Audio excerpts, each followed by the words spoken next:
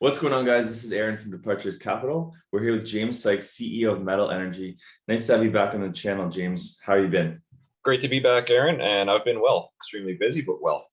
No, that's great to hear. So today we're talking about Metal Energy. Can you start by telling us a bit about this interesting company and how you became involved? Metal Energy is a nickel exploration company. We have two assets in Manitoba and Ontario. That's the Manabridge and Strange projects. I became involved simply through the org group. So I'm also a CEO, president, director of Baseload Energy, which is part of the org group of companies. The org group of companies being 6 companies under one umbrella. And the group we're looking to get into the electric vehicle space. The best way to do that is either through lithium or nickel. So we really like the nickel story. A lot of the guys on the technical side have nickel experience. And the decision was made to really run with this thing. And they were looking for the right guy to really bring this forward. And they liked what I had done with Baseload Energy. So it really fit.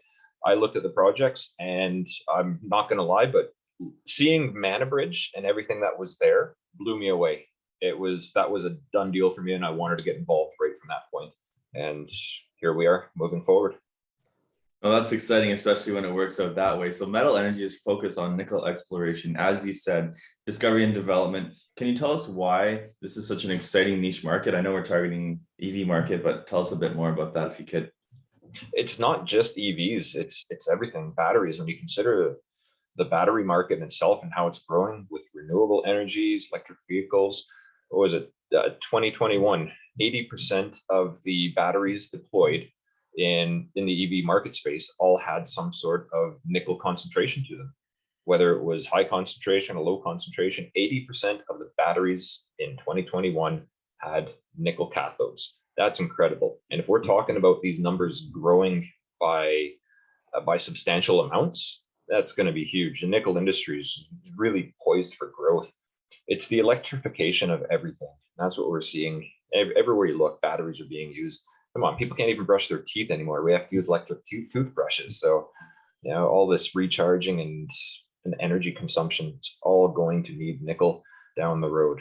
So some of the forecasts we've seen, 2 to 6 times the growth in nickel demand by 2040.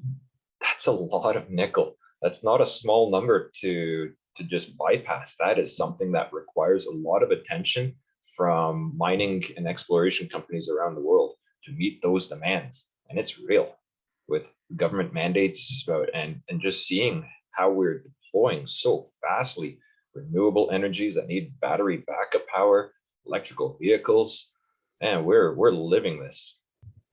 Yeah, for sure. It's definitely nice to be positioned for this revolution, you could say. So the company has 2 projects in Canada, Manabridge, as you mentioned, and Strange in Ontario. Can you tell us more about each? Manabridge is the flagship, no doubt about it. Like I said, that's what really drew me to Metal Energy. Blown away by some of the potential that really exists there. It's a past producing mine. Between 1971 and 1977, they were mining grades at 2.5% nickel, which is phenomenal. Most average grades out there between 1.4 and above 2. So this fits in a lot of the high grade nickel domain. They produced 1.3 million tons, had copper byproduct, so it looked really good. But when you see where they mined, they left a lot underground, both at depth and long strike. And the thesis is as the nickel price continues to grow, we're at $24,000 USD per ton right about now. That as that continues to grow, you don't need to mine the 2.5% stuff. Obviously, that helps. Grade is king, no doubt about that. But you can start seeing lower grades as being economic, 0.8, 1%. And that's Manabridge has this robust and broad shell around a lot of the high grade. And all of this can just add a lot of tonnage very quickly. It even looks like it's got open pit potential. So we really want to push this thing forward. Strange, on the other hand, is a project that I really liked the idea behind because it's exploration. And if you don't know my background, I'm an explorationist. That's what I do. I love exploration. And it was brought to us by ex-Inco geologists who know the Thunder Bay Basin very well. And the idea being it's part of the Mid-Continent Rift system.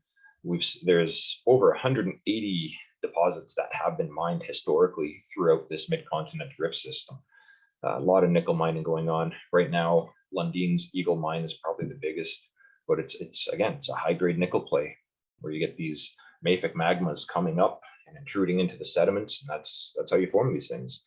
So Strange is definitely in the right environment for that. We just completed a drill program. We'll have news release out on that soon to show the market our results. And yeah, as we're doing this interview, or by the time this interview goes out, we should be drilling on Manabridge, which is very exciting. So it's been a quick 2022 already. Well, that's awesome. And I mean, for yourself, I'm sure it's exciting because you've got Manabridge, it's more developed, and then some exploration potential with Strange. So I'm sure it's going to be an exciting time for you at this company. So, what are some of the most significant catalyst investors and future prospective shareholders should be looking out for in the near term? Lots of drilling. We're well funded. We've got 7 million in the bank, and we can hit the ground running. So we did finish the Strange project. We will have assays, hopefully. I don't even know what the lab turnaround time is like anymore, but we'll have lab assays to put out on that and just give the market an update. But the big thing, Manabridge. So again, by the time this goes out, we will be drilling at Manabridge, 3,000 meters and 7 drill holes. We're looking to hit some high grade, but we're also looking to extend the mineralization envelope where there has been no drilling. And if we can do that, then we're going to add a lot of pounds very quickly. And that's kind of one of the goals behind all this project. But this is just a quick recon for us this winter. Going into the summertime, we're looking at a 10,000 meter drill program to start bringing this into a NI 43-101 standard mineral resource, because again, we see the legs there. We see a lot of potential, and it makes sense for us to hit this as hard as we can. Fully funded for 10,000 meters as well. So we're in a very good situation with a lot of news coming down the pipelines. Yeah, it should be really exciting. So, what's the one thing that you're most excited about if you had to narrow it down for the company this year? I think it speaks for itself, but Manabridge, yeah. Oh, where art thou, Manabridge? It's the cream of the crop. I've seen a lot of uranium deposits in my life. I've seen other deposits around, which, man, this one it blew me away. Like I said, I fell in love with it immediately. There was just something about it. There's a good structural story behind it that I really want to dig my teeth into. And once we have that narrowed down and really developed, I think we'll be a huge success. It's got everything to be a huge success as it is right now, but I think we're going to do a heck of a lot better job and just making it far more robust and beneficial for shareholders down the road for sure. Yeah, and best of luck with that. So where should investors go for more information about the company? A number of spots. You can check our website, metalenergy.ca. You can reach us via email, info@metalenergy.ca. We've got a Twitter account. We're on LinkedIn. You can also go through the org group of companies, but you can also email me directly, jsykes@orggroup.ca. Awesome, James. Well, thank you so much for all the information. Best of luck, and I look forward to covering the company in the future. Thanks, Aaron. Next time we talk, we'll definitely have a lot of great results to broadcast to your audience. Yes, can't wait. If you like these videos, kindly hit that subscribe button and the bell for notifications. Drop us a comment down below. We'd love to hear from you. And finally, always remember, Departures Capital is for information, education, and entertainment purposes only. Don't buy or sell a stock because you heard it on here. Buy or sell a stock because you've done your research, you've done your thorough due diligence, and you're making your own personal investment decisions for yourself. This video is not financial advice. Furthermore, this video may or may not have been sponsored by the companies that we've profiled within this video, and we may or may not own shares of any of the profiled companies in this video. If you want to know the full disclosure details, check the description down below, along with thoroughly reading our disclaimer. Thanks so much for watching, guys, and I look forward to seeing you in our next video.